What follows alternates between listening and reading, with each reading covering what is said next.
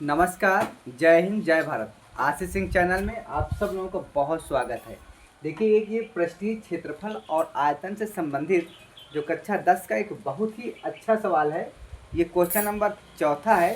13.1 का ये चौथा क्वेश्चन है और बहुत ही अच्छा क्वेश्चन है। बस इसको समझने की बात है। अगर आप समझ गए तो ठीक है और नहीं समझे तो फिर गड़बड़ हो जाएगा। सवाल देखिए क्या है, बहुत ही अच्छा सवाल है।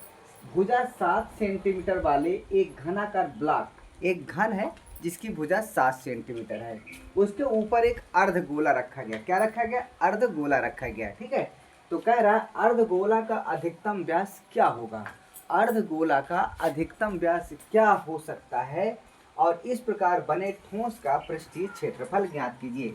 तो फटाफट देखिए, मैं पहले एक फिगर बना दूं आपको, उसके बाद इस क्वेश्चन को करवाती हूँ। बहुत अच्छा क्वेश्चन है, फटाफट देखिए। मैं एक घन बना रहा हूं, पहले ध्यान से देखिएगा।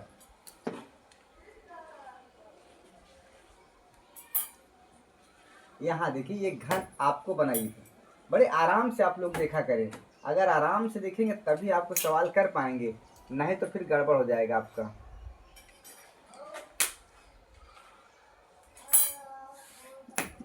जब भी आप बनाएं बड़े इत्मीनान से आप अच्छे से बनाइए, कभी भी गड़बड़ नहीं हो सकता। अगर आप अच्छे से फिगर बनाएंगे, अच्छे से इन सवालों को करेंगे और समझने का प्रयास करेंगे। ठीक है, मैं थोड़ी सी, कोई दिक्कत नहीं, ये आपका थोड़ा सा और इसको नीचे करना है भैया, और इसको नीचे करना पड़ेगा, और इसको नीचे करिए आप, क्योंकि ऊपर हमको अर्धगोला भी रखना पड़ेगा ना इसमें।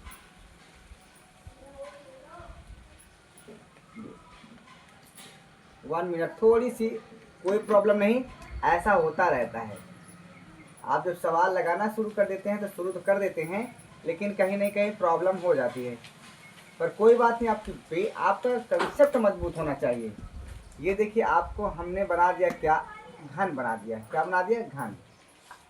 ठीक है, इसी में थोड़ी सी आप यहाँ से बीच सेंटर से आप क्या करेंगे, एक लाइन और खींच देंगे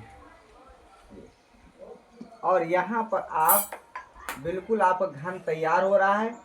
आपका घन बिल्कुल रेडी हो रहा है और इस घन को रेडी होने में कोई नहीं रोक सकता है। हमेशा आप चित्र अच्छे से बनाइए ऐसे सवालों में। ये आपका घन देखिए कंप्लीट, ये घन आपका कंप्लीट। बस आप देखते जाओ।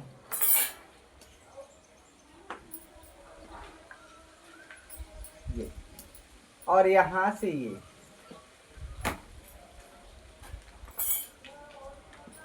ये आपका घन है। देखो क्या है, घन है। ठीक है, अब मैं ये कह रहा हूं, इस घन के ऊपर देखिए, घन में 6 फलक होते हैं। इस घन के ऊपर क्या रखा है भैया? एक अर्धगोला रखा है। क्या रखा? अर्धगोला।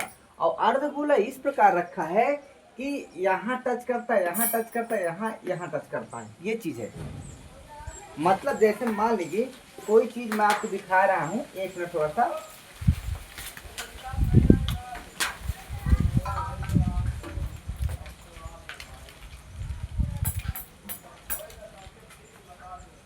जैसे देखिए, अब यहाँ पर मेरे पास कुछ नहीं, ये थाली है, कटोरी।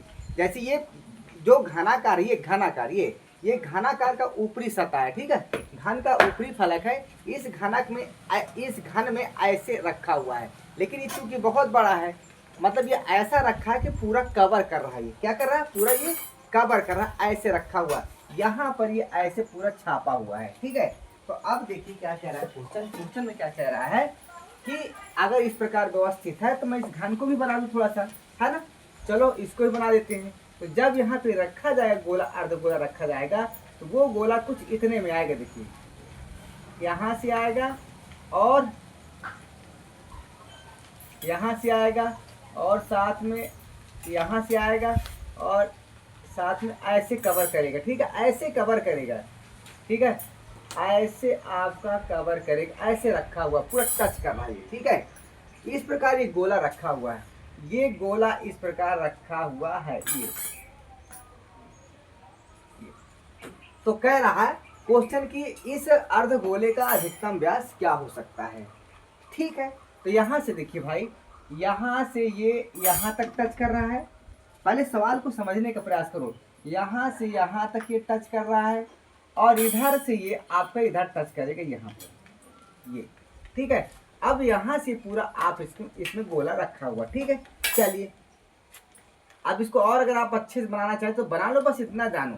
तो देखिए मेरी बात, पहले ऊपर के फलक की बात करिए। जब ऊपर आप ऐसे है, ऊपर वाला फलक ऐसे है, और इसमें अगर ये गोला रखा हुआ है तो यहाँ से यहाँ तक का और यहाँ तक का, यहाँ तक तो कवर हो जाएगा। लेकिन यहाँ जो पार्ट है, यहाँ जो पार्ट है ये वाले जो पार्ट है, ये शेष बच जाता है। ये आपके शेष बच जाएंगे, ध्यान रखिएगा, ठीक है। तो इस पूरे सिस्टम का जो है, ये ठोस आपका बना हुआ है, इसका पूरा आपका वक्र पृष्ठीय क्षेत्रफल ज्ञात करना है। बात समझ आ गई? चलिए तो इसका निकालने के लिए सबसे पहले आप क्या करेंगे, इसकी भुजा हम मानेंगे, ठीक है। तो इसकी भुजा यहाँ पर दे रखा है 7 सेंटीमीटर। अगर इस घन की भुजा 7 सेंटीमीटर दे रखी है तो जाहिर सी बात है यहाँ से यहाँ तक की दूरी भी 7 होगी, यहाँ से यहाँ तक की भी दूरी 7 होगी। अगर मैं इसका नाम A कर दूँ, इसका नाम B कर दूँ, इसका नाम C कर दूँ, इसका नाम D कर दूँ, ये E हो गया, ये F हो गया, ये G हो गया, ये H हो गया, ठीक है। देखिए आप आरसी सिंह से पढ़ रहे हैं ना, तो आप बिल्कुल निष्फिक्र रहिए, पूरा एक एक बेस आपको मजबूत कर देंगे। तो यहाँ से क्या हो गया, जो यहाँ से अच्छा इसका नाम भी दे दो आप, इसका नाम P कर दो, इसका नाम Q कर दो, इसका नाम S कर दो, या इसका नाम T कर दो। तो जो PQ है वह भी 7 सेंटीमीटर होगी, ठीक है। तो यहाँ सोल्यूशन कैसे करेंगे आप, PQ बराबर ST, ठीक है। ये बराबर आपका 7 सेंटीमीटर होगा, 7 सेंटीमीटर होगा। क्या होगा? 7 सेंटीमीटर होगा। तो मैं जानना चाहता हूं, अगर यहाँ पर ये बिंदु Z है तो यहाँ से मैं कह सकता हूँ, क्या कह सकता हूँ कि PZ बराबर ZQ बराबर ZS बराबर ZT, ये हो जाएगा आपकी 7/2 हो जाएगा सेंटीमीटर। ये आपका हो गया, ठीक है। अब हम क्या करेंगे, अब हम सब कुछ निकालने जा रहे हैं। तो इस ठोस का क्या हो जाएगा, इस पूरे ठोस का क्या होने वाला है भैया, इस पूरे ठोस का होने वाला है वक्रपृष्ठीय। तो चलिए अधिकतम व्यास, पहली बात तो पूछ रहा है गोले का अधिकतम व्यास क्या होगा। तो गोले का अधिकतम व्यास भैया तो PQ ही तो होगा। अब PQ कितना है भैया आपका 7 सेंटीमीटर, ध्यान रखिएगा। तो पहली बात आप कह सकते हैं कि गोला का जो आपका अर्धगोला है, अर्धगोले का जो अधिकतम व्यास है, अधिकतम जो व्यास है, वो व्यास घन की भुजा के बराबर होगा,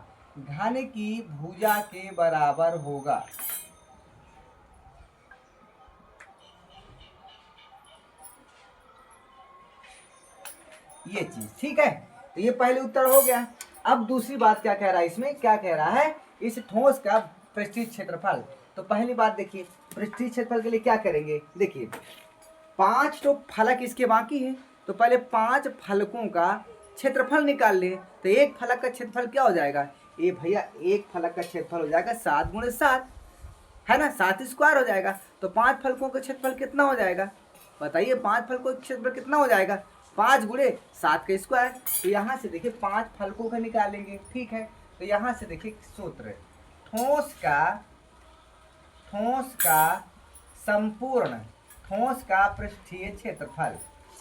पृष्ठीय क्षेत्रफल, ध्यान से देखिएगा क्या हो जाएगा, 5 ×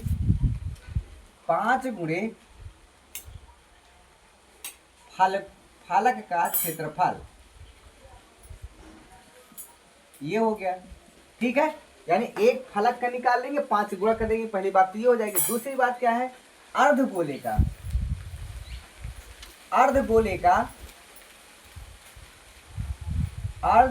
का पृष्ठीय क्षेत्रफल, ये हो गया, ठीक है। इतना तो आपका हो गया। अब इसमें से हम क्या करेंगे और जोड़ेंगे, क्या जोड़ेंगे, इसमें हम जोड़ेंगे, देखिए अभी हमने आपको यहाँ बताया, फिर से इसको समझो। ये हो गया अर्धगोले का हो गया, और साथ में 5 फलक का हो गया। अब जो ऊपर वाला फलक है, ध्यान से देखो, ऊपर वाला जो फलक है वो कुछ इस प्रकार है। ऊपर वाला जो फलक है ऐसा है। ऊपर वाला फलक में यहां से यहां तक तो आपका रखा है गोला, इतना तो अर्धगोला कवर किया है। तो यहाँ का तो एरिया निकालना नहीं है। निकालना कहाँ का है आपका एरिया? इसका निकालना है, इसका निकालना है। ये टोटल एरिया कितना है? ये टोटल एरिया कितना है? जो कलर्ड भाग है इसका एरिया हमें ऐड करना है। तो इसका एरिया का क्या करेंगे? इसके एरिया को निकालने के लिए एक फलक के क्षेत्रफल में से इस वर्ग के क्षेत्रफल को घटा देंगे। क्लियर हो गया? तो हम आगे प्लस करके यहाँ लिख रहे हैं, इसको मैं रेड पेन से लिख दे रहा हूँ। एक फलक का क्षेत्रफल, एक फलक का क्षेत्रफल माइनस वर्ग का क्षेत्रफल, माइनस वर्ग, देखो वृत्त है ना भैया, वृत्त का क्षेत्रफल, वृत्त का क्षेत्रफल, वृत्त का क्षेत्रफल, ये हो गया आपका। इतना चीज आपको करना है। तो पहले इसको निकालेंगे, फिर इसको निकालेंगे, फिर प्लस करके इसको निकालेंगे, सबको ऐड कर देंगे।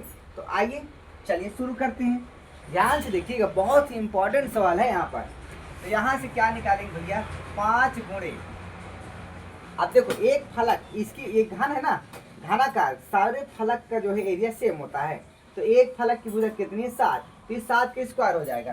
तो यहाँ पर 7 का स्क्वायर हो जाएगा, ये आपका 5 फलकों का क्षेत्रफल आ गया। प्लस फिर आगे अर्धगोले का पृष्ठीय क्षेत्रफल। तो अर्धगोले का पृष्ठीय क्षेत्रफल क्या होता है? 2 पाई आर स्क्वायर। आर स्क्वायर तो आर क्या हो जाएगी? यहाँ से यहाँ तक की दूरी हो जाएगी ना भैया, यहाँ से यहाँ तक की दूरी हो जाएगी जो ऊपर गोला रखा है। तो इसकी त्रिज्या कितनी हो जाएगी? 7/2, 2 पाई आर स्क्वायर। तो ये आर हो गया, इसका आप स्क्वायर कर दो, ये हो गया, इसका हो गया। प्लस अब क्या करेंगे? एक फलक का क्षेत्रफल, तो एक फलक का क्षेत्रफल क्या? 7 का स्क्वायर है, माइनस वृत्त का क्षेत्रफल, माइनस वृत्त का क्षेत्रफल। तो यहाँ वृत्त का क्षेत्रफल क्या होता है? पाई आर स्क्वायर, पाई और आर स्क्वायर मतलब 7/2 गुणे 7/2।